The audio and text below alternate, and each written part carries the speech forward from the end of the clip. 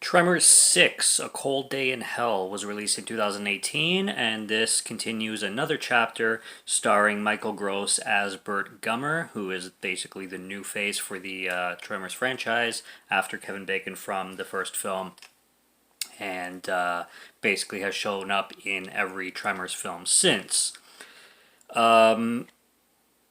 Like I said, I have been reviewing the first six. Do not have the seventh film yet, Shrieker Island, although I will be covering it for sure as soon as I get my hands on it. But this is the steelbook of the first six films, and these are first time watches, other than the first, which I've seen parts of. However, I had never seen it in its entirety, and you can go back, of course, and check out my reviews for the other films. And coming off the last one, Bloodlines, I really had a great time with Bloodlines, and I really had a great time with the third movie too. Three and five were really good. Four wasn't a fan of whatsoever, and I had a great time with five.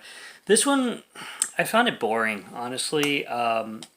It's not unwatchable, but especially coming off the fifth, like the fifth was just so much fun and it was such a blast. This one felt like it took a few steps back, but at the same time, it just didn't feel like it was trying in a sense. And I really felt that throughout its runtime. Like, it really had this cheap feel to it. And I understand that, like, all these films, as they start getting in, like, later on into the entries, they start to feel a little bit more like sci-fi esque, like kind of TV movie style, which isn't a bad thing because, like I said, three and five feel that way, but they're so much fun. This one just really felt like they weren't trying. The humor in this movie is just not funny.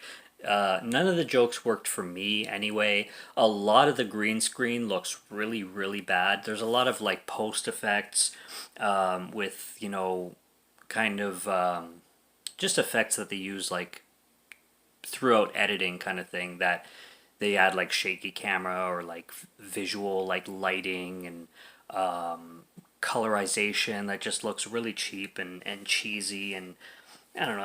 I wasn't feeling it. They bring back Travis as well from the fifth film, and he's a great character. Like they really introduced him in the fifth movie to be like this badass, humorous guy, kind of like a Johnny Knoxville kind of personality, and he brings it into this film, but he's just not as funny as he was, and his character is just not written well. It's not the actor's fault because the actor is basically performing the same way he was in the fifth film. It's just, I guess the material just wasn't there. What we have going on here is Burt Gummer. I keep on wanting to say Grummer, but Burt Gummer is still working at a store in Perfection, and basically it's seized out of nowhere. His property is completely seized. And the movie starts off with another graboid situation in another part of the world, this time Nunavut, Canada, which there's these like female researchers that are they basically run into a graboid problem up there, and of course Burt Gummer is called back into action in like the basically northern Canada. He basically follows the typical Burt Gummer shtick kind of thing that he's has throughout the rest of the films. But like I said, it's just not. It feels so repetitive, and there's nothing new to his character, and there's nothing like, to me anyway, enjoyable about his character compared to like everything that he's brought in the previous films, especially the last one. And I think it's because I enjoyed the last one so much that this one felt like such a step down to me. There's some great characters though. There's one in particular, this girl named Valerie, who's a very, very pretty girl, by the way.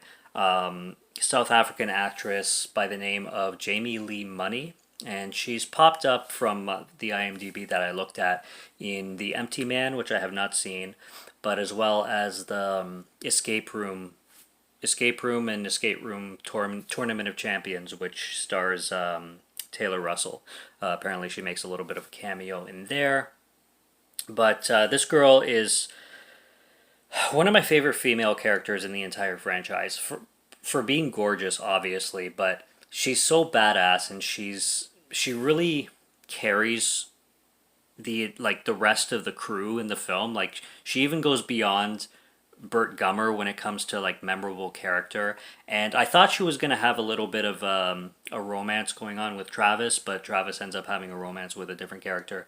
However, she was probably the most enjoyable watch for me, or the character that I enjoyed watching the most, which is a kind of a shame that Burt Gummer didn't deliver as memorable of a performance as he has in previous installments. Like I said, I find it funny when he's going to the Arctic and he dresses in snow camo, but he's coming out of his store in perfection, and he looks basically like a painter. Like he looks like he's wearing white overalls and it's just sprayed with paint. And I'm like, I had to look at it twice. I'm like, oh wait, that's snow camo. I get what they're going for. He wants to camouflage with the snow, but literally he looked like a painter that just came out of like painting a house or something like that. And there's a few things in this film too that are taken a little bit more seriously than the last one.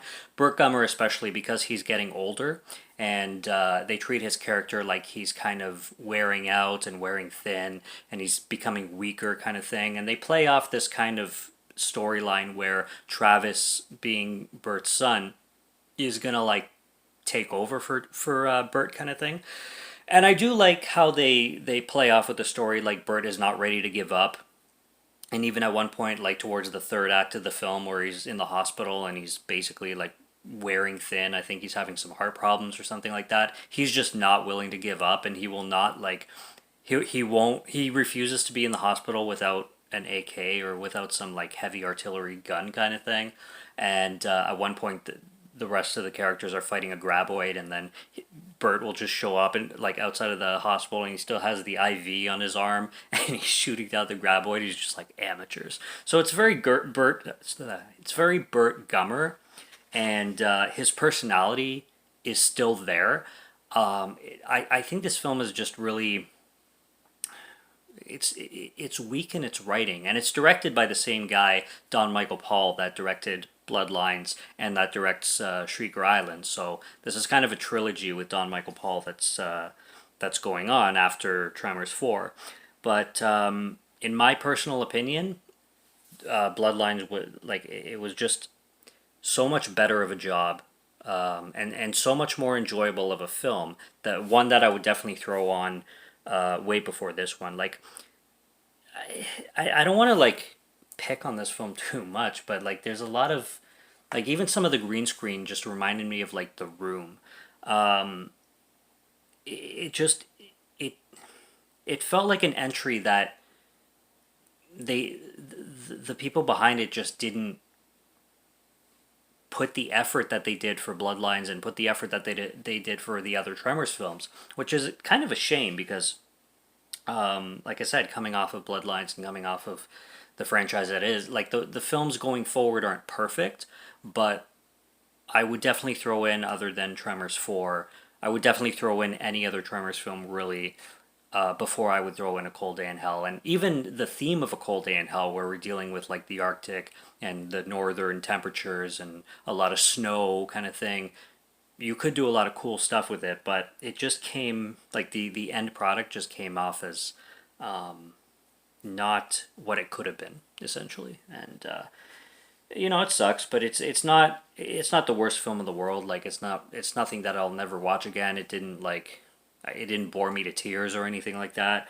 Like I said, Valerie is good to look at just alone, and not just that she's beautiful, but she like her character, her personality is perfect for the theme of Tremors. Like she's badass, she's ready to fight anytime. She's like the younger female version of Bert, and she's a go-getter. I like how ambitious she is when it comes to fighting these graboids, which is awesome. They bring back the ass blasters too, in certain scenes here and there, but it's fine. It's a below average fine Tremors film, and that's really all I can say about it. That completes the first 6, and I will be getting my hands on Shrieker Island as soon as I can, like I said. But that concludes the Tremors collection, at least the first 6 of them.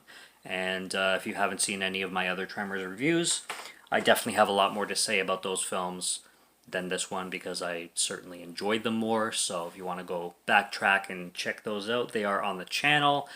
And yeah, that's basically Tremors 6 for you. A Cold Day in Hell. I wish it was better, but could have been worse, I guess. Subscribe to Morgan Film Fan if you'd like to listen to my voice or if you like my film reviews. I'll be back with more soon, so stay tuned for those. Check out what's on the channel already. Stay tuned for what's coming. Until next review, have a good one. Take care and cheers.